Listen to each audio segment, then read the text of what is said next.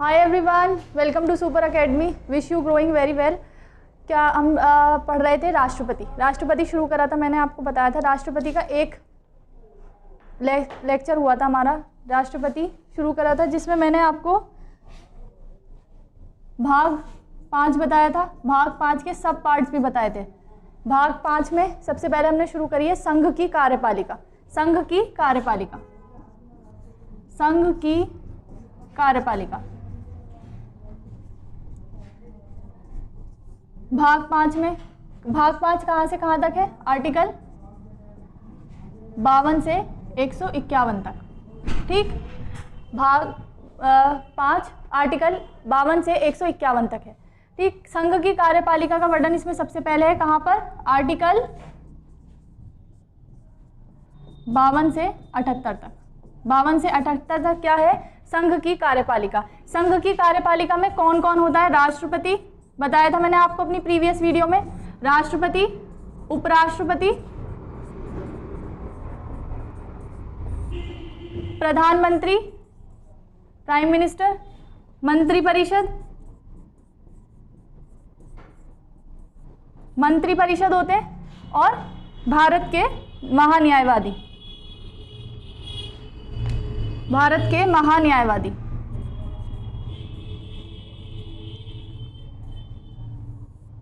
Attorney general of India, Bharat के महान्यायवादी। इन पांचों से मिलकर बनती है संघ की कार्यपालिका। संघ की कार्यपालिका इनसे मिलकर बनती है, तो इसीलिए सबसे पहला हमारा टॉपिक क्या रहेगा कार्यपालिका में? संघ की कार्यपालिका में राष्ट्रपति। राष्ट्रपति के बारे में मैंने आपको थोड़ा सा अपनी प्रीवियस वीडियो में बता दिया था।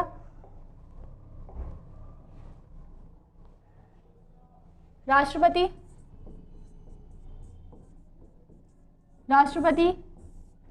राष्ट्र के प्रधान होते हैं। कौन से प्रधान होते हैं? औपचारिक प्रधान होते हैं, नॉमिनल एग्जीक्यूटिव। नॉमिनल एग्जीक्यूटिव होते हैं। इनका वर्णन कहाँ से कहाँ तक है? आर्टिकल 52 से लेके 62 तक। ठीक, आर्टिकल 52 से लेके 62 तक क्या दिया गया है? राष्ट्रपति का वर्णन दिया गया है। फिर इसके बाद मैंने आपको बताया था राष्ट्र के प्रधान होते हैं, औपचारिक प्रधान होते हैं। आर्टिकल 52 पढ़ा था हमने। आर्टिकल 52 कहता है भारत का एक राष्ट्रपति होगा। भारत का एक राष्ट्रपति होगा।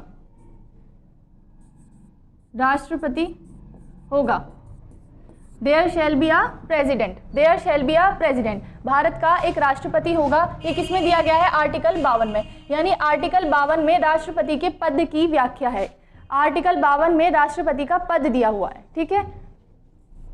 फिर आर्टिकल 53 मैंने आपको पढ़ाया था कि संघ की कार्यपालिका के औपचारिक प्रधान कौन होंगे? राष्ट्रपति, और वो मंत्री परिषद की सलाह पर काम करेंगे। ये किसमें दिया गया है? आर्टिकल 53 में। यानी संघ की कार्यपालिका के प्रधान कौन होंगे? राष्ट्रपति। यानी संघ की कार्यपालिका शक्तियां किसमें निहित है? इसमें दिया गया है। अगर प्रॉपर लैंग्वेज में बताऊं, संघ की कार्यपालिका शक्तियां राष्ट्रपति में निहित होती हैं, और वो उसका प्रयोग स्वयं संविधान अनुसार और अपनी अधीनस्थ मंत्रियों की सलाह पर करेंगे। तो किसमें दिया गया है? आर्टिकल 53 में।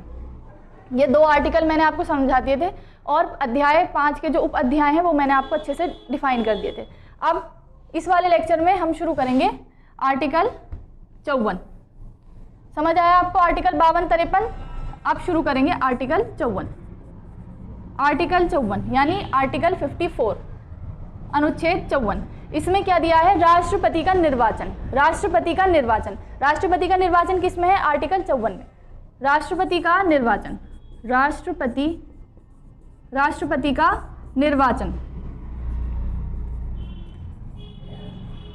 अब राष्ट्रपति के निर्वाचन मंडल को किसमें डिफाइन किया गया है? आर्टिकल 54 में। यानी राष्ट्रपति के निर्वाचन में कौन कौन भाग लेगा, उससे मिलकर बनता है राष्ट्रपति का निर्वाचक मंडल।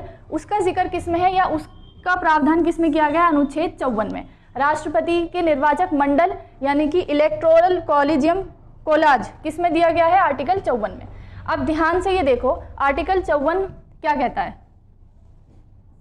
अनुच्छेद 54 या आर्टिकल 54 प्रावधान करता है राष्ट्रपति के निर्वाचन की। राष्ट्रपति के निर्वाचन में भाग कौन कौन लेता है?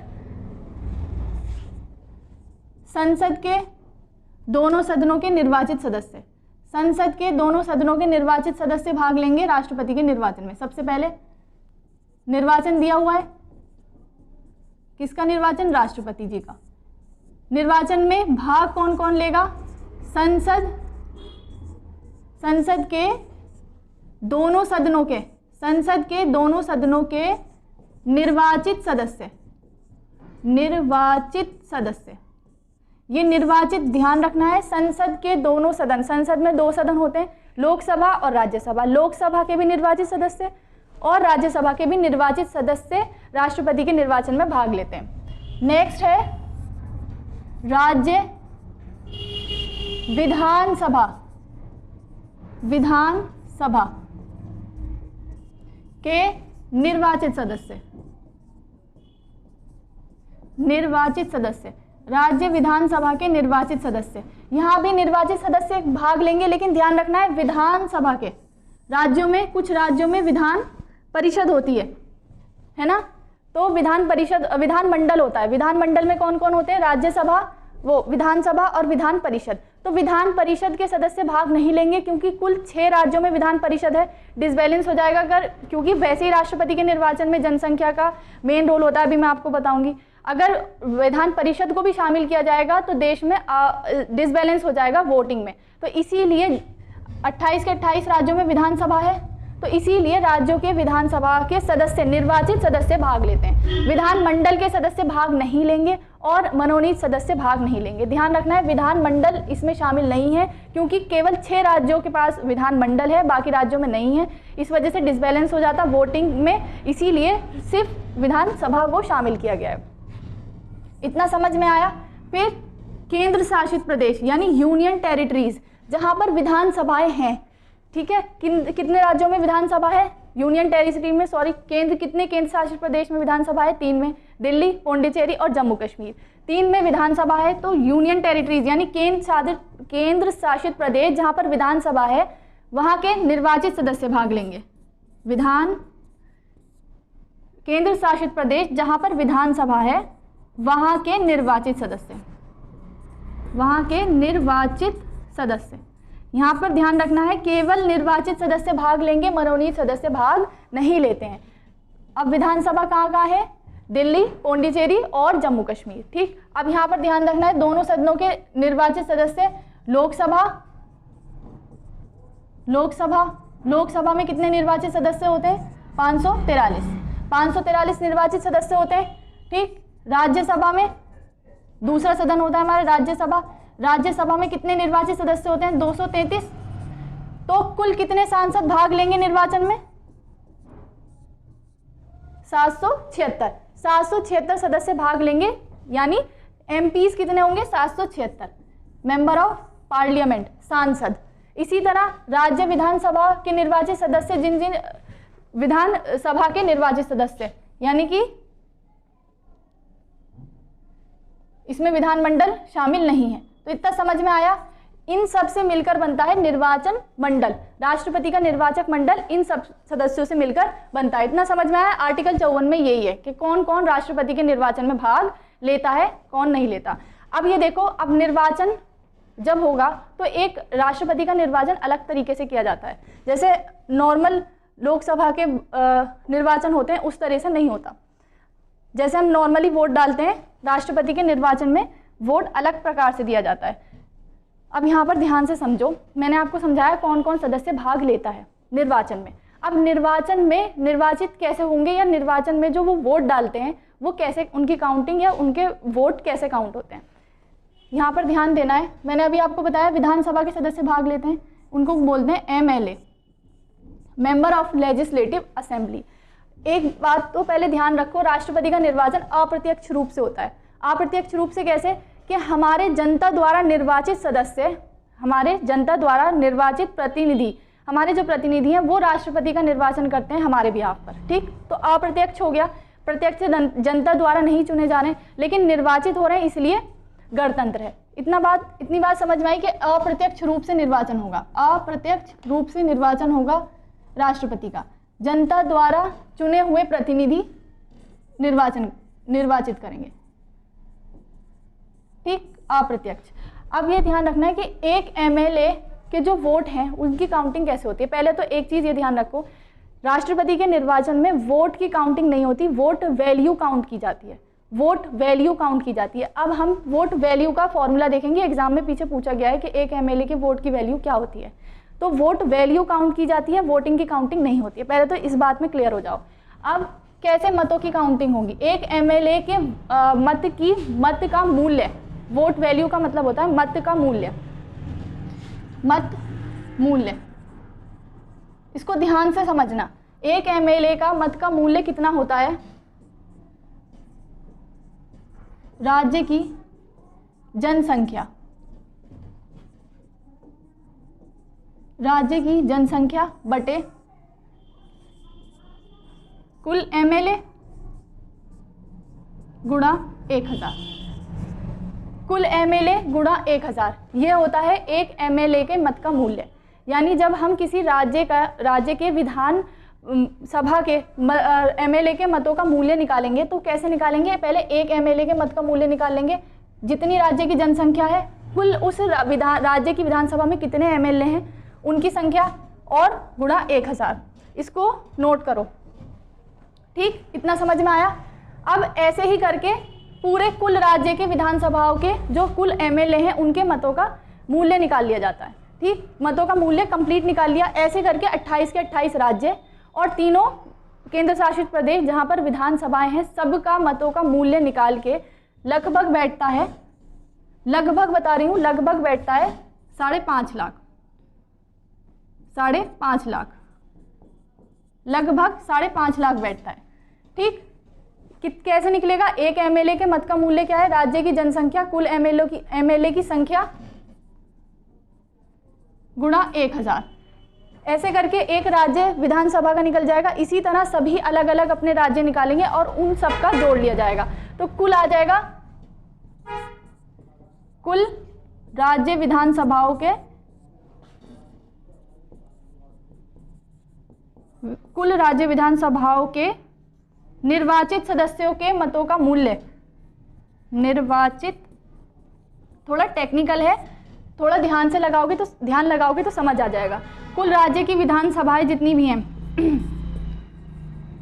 उनके निर्वाचित सदस्य, राज्य की विधानसभा और यूनियन टेरिटरीज, उन सब की विधानसभाओं के निर्वाचित सदस्यों का मूल्य,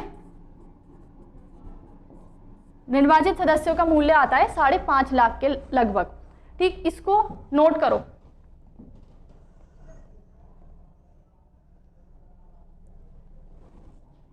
इतना समझ आया? अब नेक्स्ट समझो। 5.5 लाख ये आ गया, ये हमने निकाल लिया राज्य विधानसभाओं का। ऐसी एक एमपी यानी कि मेंबर ऑफ पार्लियामेंट, एक एमपी के कैसे निकालेंगे? कुल जितने एमएलए ने वोट दिया था उन वोट को काउंट करेंगे। कुल एमएलए ने जितने वोट दिए, सॉरी,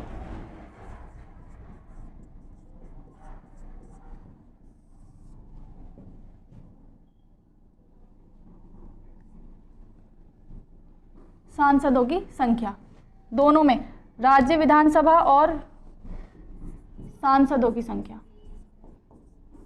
कुल सांसदों की संख्या, सांसदों की संख्या कितनी बताई मैंने आपको? 776। ऐसे करके क्या निकलता है?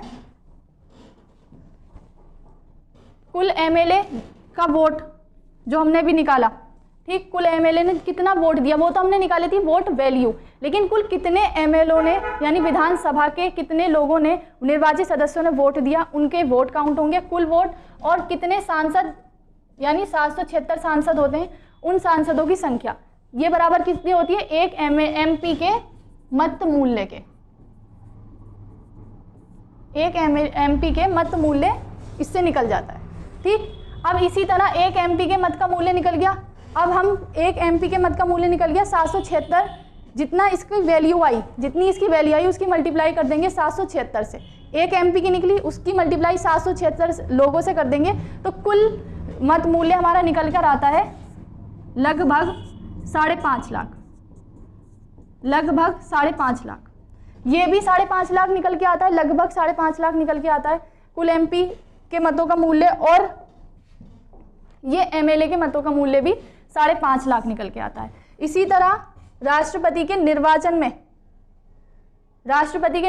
में कुल कितने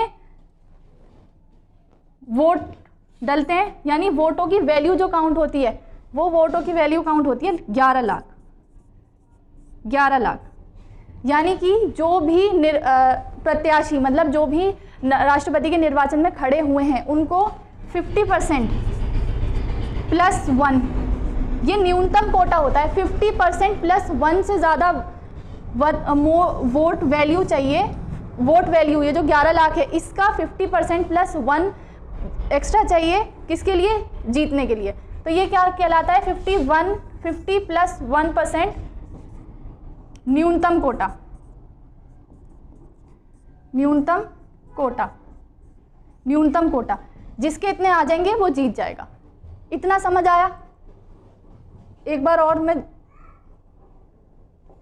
एक MLA के मत का मूल्य निकालेंगे। इसी तरह जितनी भी राज्य विधानसभाएं हैं, केंद्र शासित प्रदेशों की विधानसभाएं, सबका निकाल के अलग अलग, क्योंकि जनसंख्या अलग अलग होती है इसीलिए सबकी वोट वैल्यू अलग अलग आती है। सबका निकाल के जोड़ लेंगे, ये बैठता है लगभग 5.5 लाख। ठीक, इतना हमने निकाल लिया। फिर उसके बाद इसी तरह एक MP यानी मेंबर ऑफ पार्लियामेंट, सांसद का निकाल देंगे। जितने MLA ने वोट डाला वो वोट की संख्या, कुल वोट, और सांसदों की संख्या यानी 776, ऐसे करके एक MP के वोट वैल्यू निकल जाती है। एक MP की वोट वैल्यू निकल जाती है और उसको MP की वोट वैल्यू मान लो XI, इतना तो मैथ्स में आपने सीखा होगा। एक MP की निकल गई XI, उसको मल्टीप्लाई कर देंगे 776 से। ठीक, एक की 776 से मल्टीप्लाई कर देंगे तो कितनी आएगी? 5.5 लाख।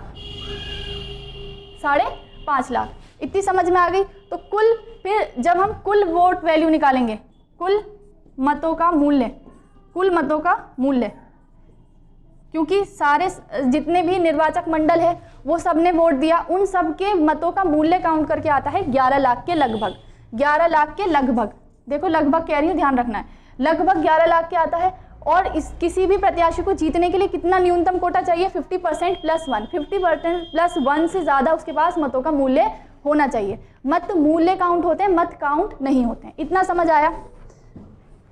अब ये तो समझ में आ गया कि कैसे कैसे वोट डाले जाते हैं, वोटों की काउंटिंग कैसे होती है। अब वोट निर्वाचन के लिए पद्धति कैसे अपनाई जाती है। अब आर्टिकल 54 मैंने आपको बताया था।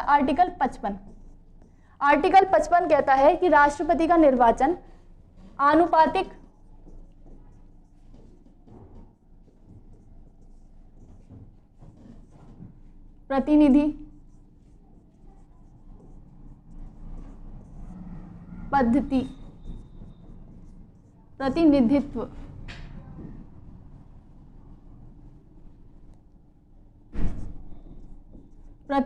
आनुपातिक प्रतिनिधित्व पद्धति के अनुसार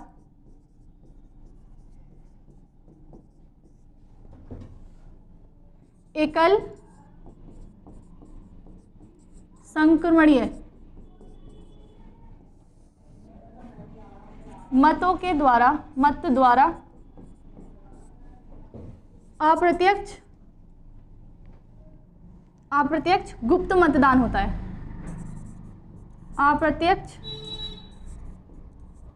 अप्रत्यक्ष गुप्त मतदान। अब इसको ध्यान से समझना बच्चों, देखो थोड़ा टेक्निकल है, ध्यान लगाओगे, एक दो बार अगर नहीं समझ में आएगा पीछे वीडियो को प्रीवियस करके और इसको ध्यान से समझना। आर्टिकल 55 राष्ट्रपति के निर्वाचन की विधि से संबंधित है। आर्टिकल 55 राष्ट्रपति के निर्वाचन की विधि या रीति से संबंधित है और आर्टिकल 54 राष्ट्रपति के निर्वाचक मंडल से संबंधित है कि राष्ट्रपति के निर्वाचन में कौन कौन सदस्य भाग लेगा। आर्टिकल 55 निर्वाचन की पद्धति क्या अपनाई जाएगी वो उससे संबंधित है। अभी जो मैंने आपको वोट वैल्यू समझाया वो इसी के अंतर्गत आता है, लेकिन इसमें आनुपातिक प्रतिनिधित्व जो प्रणाली है उसको समझाने के लिए उनकी ज़रूरत है, इसलिए मैंने आपको उसे पहले डिफाइन कर दिया। उसको अगर आपके वो अच्छे से समझ में आ गया है तो आपकी ये अच्छे से समझ आ जाएगी। आर्टिकल 55 में बताया गया है कि राष्ट्रपति के निर्वाचन के लिए पद्धति कौन सी अपनाई जाएगी। तो पद्धति कौन सी अपनाई जाएगी? आनुपातिक प्रतिनिधित्व पद्धति। ठीक, आनुपातिक प्रतिनिधित्व पद्धति अपनाई जाएगी। उसके अनुसार एकल संक्रमणीय मत द्वारा अप्रत्यक्ष रूप से होगा, क्योंकि जनता के प्रतिनिधि, जनता द्वारा निर्वाचित प्रतिनिधि राष्ट्रपति का निर्वाचन करते हैं, इसलिए अप्रत्यक्ष है। और गुप्त मतदान होता है कि कोई भी जो वोट डालने वाला सांसद या एमएलए है वो अपना जो वोट जिसको डालेगा वो किसी को नहीं बताता है, ठीक है। तो इसीलिए गुप्त मतदान होता है, किसने किसको वोट दिया नहीं पता, ठीक, इसीलिए गुप्त मतदान होता है, अप्रत्यक्ष मैंने आपको समझा दिया। अब आता है आनुपातिक प्रतिनिधित्व प्रणाली। आनुपातिक प्रतिनिधित्व प्रणाली का मतलब होता है, इसको लिखो पहले,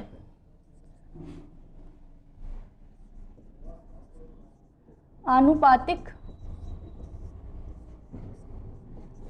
प्रतिनिधित्व प्रणाली।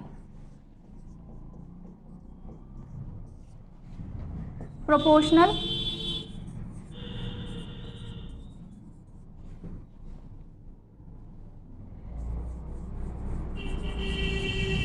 रिप्रेजेंटेशन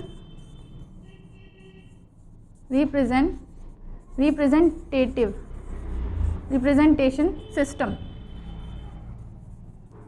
इंग्लिश में बोलते हैं इसको प्रोपोर्शनल रिप्रेजेंटेशन सिस्टम, ठीक।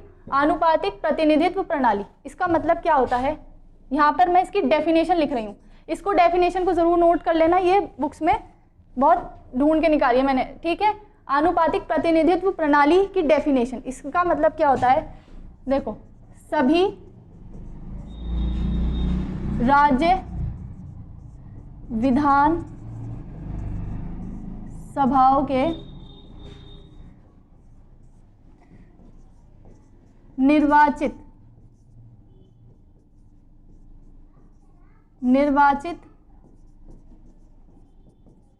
सदस्यों के मत मूल्य का निर्धारण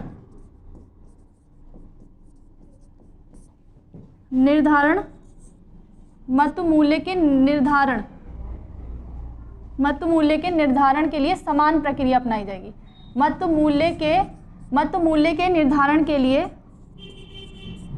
समान प्रक्रिया अपनाई जाएगी। यानी जितने भी राज्य विधानसभाएं हैं, यानी जितनी भी विधानसभाएं हैं, चाहे वो केंद्र शासित प्रदेश में है या राज्य विधानसभा में, जितने भी वहाँ पे निर्वाचित सदस्य हैं, उनके जो मत मूल्य का निर्धारण किया जाएगा उसके लिए सेम प्रोसेस अपनाया जाएगा। सभी राज्यों में समान प्रोसेस अपनाया जाएगा उनके मूल्यों का निर्धारण करने के लिए। पहले तो ये, इसके साथ प्लस लगा रही हूँ मैं, इसके साथ जितने भी राज्य विधानसभाएं, राज्य नहीं लिख रही हूँ, विधानसभा, इसमें केंद्र शासित प्रदेश और राज्य विधानसभा दोनों शामिल हैं। यानी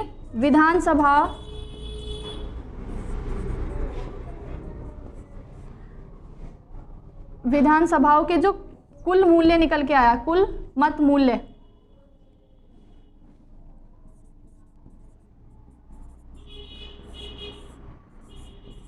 विधानसभाओं के निर्वाचित सदस्यों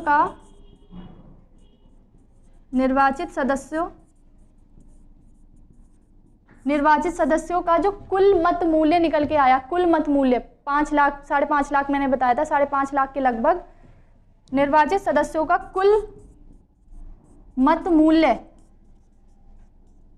वो दोनों सदनों के निर्वाचित सदस्यों के मत मूल्य के योग के बराबर होना चाहिए। मतलब जितने निर्वाचित सदस्य राज्य विधानसभाओं के जितने निर्वाचित सदस्यों का जो कुल मत मूल्य यानी 5.5 लाख मैंने आपको बताया, वो दोनों सदनों के निर्वाचित सदस्यों के योग के बराबर होना चाहिए, कुल योग के बराबर होना चाहिए। कुल मत मूल्य दोनों सदनों के यानी सांसदों के, जितने भी सांसद यानी निर्वाचित सांसद, यहाँ लिख रही हूँ मैं, निर्वाचित सांसदों के कुल मत मूल्य के बराबर होना चाहिए, कुल मत मूल्य के बराबर होना चाहिए, कुल मत मूल्य के बराबर होना चाहिए। अब इसको ध्यान से समझो, इसको बोलते हैं आनुपातिक प्रतिनिधित्व प्रणाली। मतलब राज्य विधानसभा, इसमें केंद्र शासित प्रदेश और राज्य विधानसभा दोनों विधानसभा शामिल हैं, इनके लिए जो निर्वाचित सदस्य का मत मूल्य निर्धारण किया जाएगा उसके लिए समान प्रक्रिया अपनाई जाएगी। ठीक, समान प्रक्रिया अपनाई जाएगी। और जितनी भी विधानसभाएं हैं उनके निर्वाचित सदस्यों का जो टोटल वैल्यू निकल कर आई वोट वैल्यू वो किसके बराबर होने चाहिए, निर्वाचित सदस्यों के कुल मत मूल्यों के बराबर होने चाहिए। जितने भी सांसद हैं उनके निर्वाचित मूल्यों के बराबर होने चाहिए। अब देखो मैंने अभी आपको बताया सभी राज्यों का कितना निकल कर आया, राज्य विधानसभाओं का और केंद्र शासित प्रदेशों का जब हमने जोड़ा 5.5 लाख निकल के आया। वोट वैल्यू, ये कुल वोट वैल्यू है राज्य विधानसभाओं का, और इतना ही निकल कर आया यहाँ पर। जितने भी सांसद हैं 776 सांसद हैं उनका निकल कर आया 5 लाख। तो हो गई आनुपातिक प्रतिनिधित्व प्रणाली कि दोनों की वैल्यू लगभग बराबर होनी चाहिए और फिर उसके बाद राष्ट्रपति का निर्वाचन किया जाएगा। इसी को कहते हैं आनुपातिक प्रतिनिधित्व प्रणाली। राज्य विधानसभाओं के निर्वाचित सदस्यों के मत मूल्य के निर्धारण के लिए समान प्रक्रिया अपनानी चाहिए। फिर इसके साथ विधानसभा के निर्वाचित सदस्यों के कुल मत मूल्य निर्वाचित सांसदों के कुल मत मूल्य के बराबर होने चाहिए। ठीक, इनका योग बराबर होना चाहिए। 5.5 लाख आया था, कुल योग कितना हो गया, कुल मत मूल्य कितना हो गया, टोटल वैल्यू 11 लाख। आनुपातिक प्रतिनिधित्व प्रणाली समझ में आई। ठीक, अब दूसरी इसमें आती है एकल संक्रमणीय मत प्रणाली।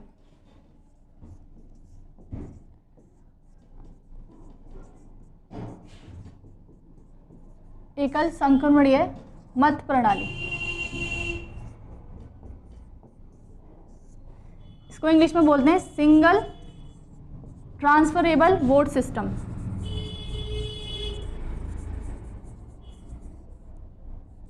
Single transferable vote system.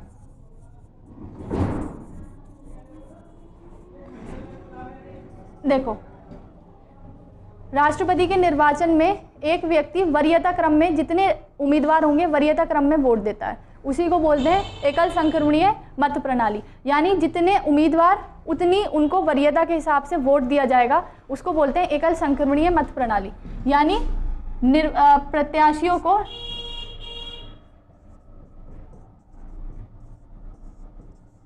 वरीयता क्रम में वोट देना, इसको मैं भी समझाऊंगी। वरीयता क्रम में वोट देना क्या कहलाता है, कौन सी पद्धति कहलाती है, एकल संक्रमणीय मत प्रणाली। एकल संक्रमणीय मत प्रणाली। और जब इसको यहां समझो पहले, जैसे कि राष्ट्रपति के निर्वाचन में 3 लोग खड़े हुए, 3 प्रत्याशी हैं X, Y, Z। ठीक, तो एकल संक्रमणीय मत प्रणाली का मतलब इसको किसी A ने फर्स्ट प्रेफरेंस पे रखा, B ने सेकंड पे रखा, C ने सेकंड पे रखा, फिर ऐसे ही दूसरों को दिया, तीसरे को दिया। मतलब आपने अपनी प्रेफरेंस बताई कि A ने X को पहली प्रेफरेंस दी, B ने सेकंड दी और C ने सेकंड दी। तो इसी तरह क्या होता है, ये vote single transferable vote system. ठीक, एक तो ये होता है। और दूसरा ये, जिसके वोट कम होंगे उसके वोट ट्रांसफ़र कर दिए जाएंगे दूसरे प्रत्याशी को। इसको ध्यान से समझो। जैसे मान लो X को A ने पहली प्रेफरेंस दी, Y को तीसरी दी और Z को दूसरी दी। ऐसी सब ने अपनी अपनी प्रेफरेंस सबको दे दी। अब इनकी मत गणना कैसे होगी? ठीक है, पहले सिस्टम समझ में आया कि अलग अलग वरीयता क्रम में वोट देने को एकल संक्रमणीय मत प्रणाली कहते हैं। ठीक, अब इनकी मतों की गणना कैसे होगी? मतों की गणना कैसे होगी? जिस सब ने अपने अपने वोट दे दिए, प्रेफरेंस के हिसाब से वोट दे दिए। ठीक, इसके बाद जो सबसे पहली मतगणना होती है, यानी प्रथम चरण की मतगणना, उसमें फर्स्ट प्रेफरेंस को काउंट किया जाता है। जिसकी फर्स्ट प्रेफरेंस ज़्यादा होती है वो जीत जाता है। जैसे कि यहाँ X को एक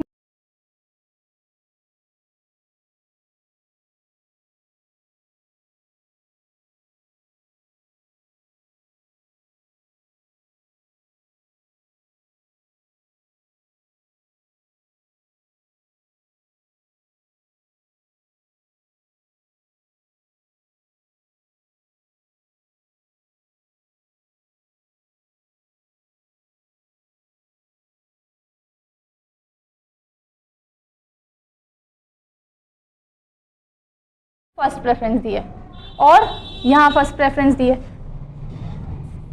तो Z के कितने वोट हो गए? 2। अब Y के वोट कम हैं, Y के वोट कम हैं, तो Y को यहाँ डिस्क्वालीफाई कर दिया जाएगा और Y के जो वोट हैं वो ट्रांसफर हो जाएंगे इन दोनों में से किसी को। अब Y के वोट कैसे ट्रांसफर, इसके वोट ट्रांसफर हो रहे हैं तो इसको बोलते हैं सिंगल ट्रांसफरेबल वोट सिस्टम। समझ में आया? एक तो वरीयता क्रम में वोट देना और इसके वोट को ट्रांसफर कर दिया, जो हार गया उसके वोट को ट्रांसफर कर दिया, उसको बोलते हैं एकल संक्रमणीय मत प्रणाली। अब वोट की काउंटिंग देखो, ये दोनों बराबर हो गए, इसके भी 2 और इसके भी 2। अब वाई के वोट किसको मिलेंगे? कहाँ पे वाई को फर्स्ट प्रेफरेंस दी थी?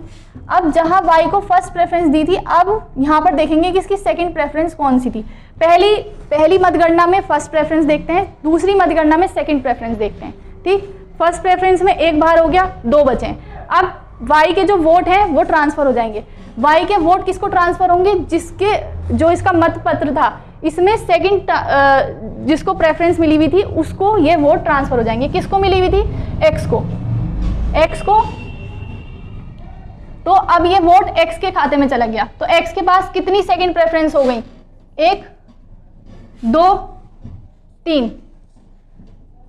तो एक्स के पास 3 वोट हो गए, जेड के पास यहां पर 2 है और कहीं भी 2 नहीं है, यानी सेकंड प्रेफरेंस किसकी ज्यादा है? एक्स की। पहली बारी में फर्स्ट प्रेफरेंस, दूसरी बारी में सेकंड प्रेफरेंस, तो एक्स दूसरी बारी में जीत जाएगा क्योंकि उसके पास 3 वोट आ गए। समझ आया?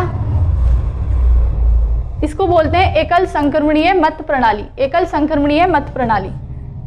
पहली बारी में पहली मतगणना में फर्स्ट प्रेफरेंस देखते हैं, दूसरी मतगणना में सेकंड प्रेफरेंस देखते हैं। पहली बार में अगर ज्यादातर तो जितने भी प्रत्याशी हैं पहली बार में जीत जाते हैं, अगर नहीं होते हैं तो सेकंड मतगणना करते हैं। सेकंड मतगणना में सेकंड प्रेफरेंस देखी जाती है और जिसके पास सेकंड प्रेफरेंस ज्यादा होती है वो जीत जाता है। तो ऐसे राष्ट्रपति का निर्वाचन होता है।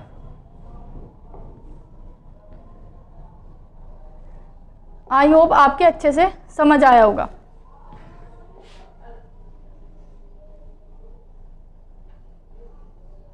मैंने आपको बताया संविधान के भाग 5 में अनुच्छेद 52 से 78 संघ की कार्यपालिका का वर्णन किया गया है। संघ की कार्यपालिका राष्ट्रपति, उपराष्ट्रपति, प्रधानमंत्री, मंत्रिमंडल और महान्यायवादी, अटॉर्नी जनरल से मिलकर बनी होती है।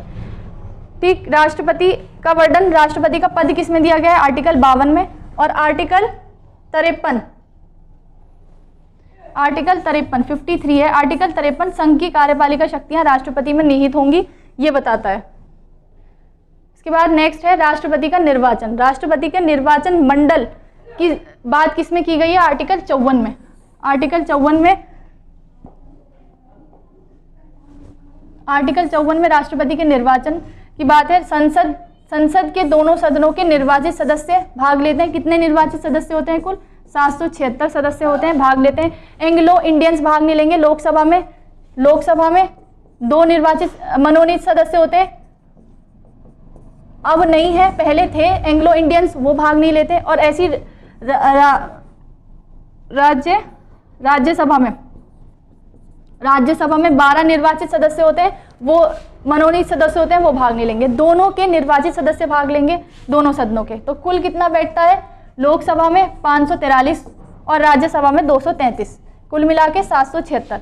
राज्य विधानसभा के निर्वाचित सदस्य विधानमंडल के सदस्य भाग नहीं लेंगे और विधानसभा के मनोनीत सदस्य भाग नहीं लेंगे। केंद्र शासित प्रदेश दिल्ली और पुडुचेरी, जम्मू कश्मीर विधानसभाओं के निर्वाचित सदस्य, तीनों के निर्वाचित सदस्य भाग लेंगे।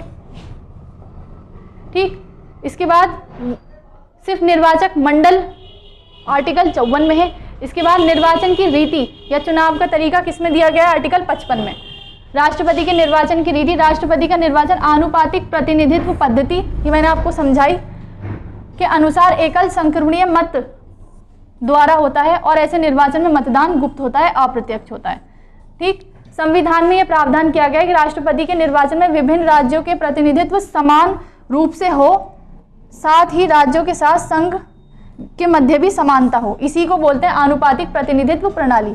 ठीक, कि राज्यों में भी प्रतिनिधित्व समान हो, यानी मूल्यों का जो निर्धारण है वो समान प्रणाली अपनाई जाए उनके निर्धारण में, और राज्यों और संघ के मध्य भी समानता हो।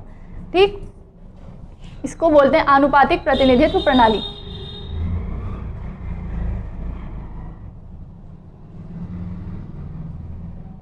एक एमएलए यानी विधायक के वोट का मूल्य कितना होता है? एक एमएलए राज्य की कुल जनसंख्या, राज्य के कुल एमएलए गुणा 1000, ये एक एमएलए का वोट है। और एक एमपी यानी सांसद के वोट का मूल्य कितना होता है? कुल जनसंख्या नहीं, कुल एमएलए का वोट, कुल एमएलए का वोट और कुल निर्वाचित सांसदों की संख्या, ठीक, 543 और 233।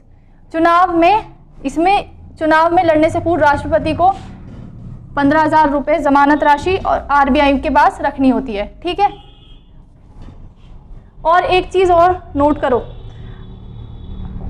जैसे 2 या 2 से अधिक राज्यों की विधानसभा भंग है तो क्या राष्ट्रपति का निर्वाचन हो जाएगा, क्योंकि सभी विधानसभाएं राष्ट्रपति के निर्वाचन में भाग लेती हैं। देखो, राष्ट्रपति राष्ट्र का एक प्रतिष्ठित पद है, प्रधान है राष्ट्र का, तो इसीलिए अगर 2 या 2 से अधिक राज्य विधानसभाएं भंग हैं तो राष्ट्रपति का निर्वाचन हो जाएगा। क्यों? क्योंकि राष्ट्रपति का निर्वाचन 6 महीने में होना मैंडेटरी है, कंपलसरी है, होना ही होना है। इसीलिए अगर ये क्वेश्चन बने कि 2 या 2 से अधिक विधानसभाएं भंग हैं तो क्या राष्ट्रपति का निर्वाचन होगा, तो हो जाएगा, क्योंकि राष्ट्रपति राष्ट्र के प्रधान होते हैं, उनका पद खाली नहीं रहना चाहिए, ठीक है। ये इतना समझ आया? राष्ट्रपति की पद की मतगणना, राष्ट्रपति पद के चुनाव में मतगणना के लिए एक विशेष प्रक्रिया प्रावधान किया गया है। राष्ट्रपति पद के लिए उसी व्यक्ति को सफल घोषित किया जाता है जो कुल वैध मतों के आधे से कम एक मत अधिक, यानी 50% से अधिक मत प्राप्त करता है। इसी को न्यूनतम कोटा कहते हैं। मैंने अभी आपको बताया न्यूनतम कोटा कुल वैध पड़े मत बटे 2 + 1, यानी 50% + 1, इसको क्या बोलते हैं? न्यूनतम कोटा। अब इससे आगे का लेक्चर मैं आपको कल अपने नेक्स्ट लेक्चर में समझाऊंगी। इतना आपकी समझ में आया होगा। इसको अगर थोड़ा टेक्निकल है, नहीं समझ में आया तो प्रीवियस पीछे करेंगे और अच्छे से समझाएंगे। मैंने आपको बहुत अच्छे से समझाने की कोशिश करी है। नोट ज़रूर बना लेना। Thank you so much.